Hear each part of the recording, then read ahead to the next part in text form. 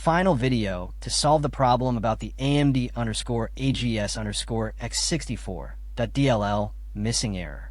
Are you also facing this problem where your PC shows AMD AGS X64 DLL is missing and programs or games won't open? Stay with me, because this will make it simple to fix. This error usually happens when the AMD graphics driver is missing, corrupted, or not installed properly. Sometimes, a Windows update or a game installation can remove or damage this file. Many people get frustrated because their favorite games or apps stop working and they don't know why. You may see many solutions online, but most of them are complicated.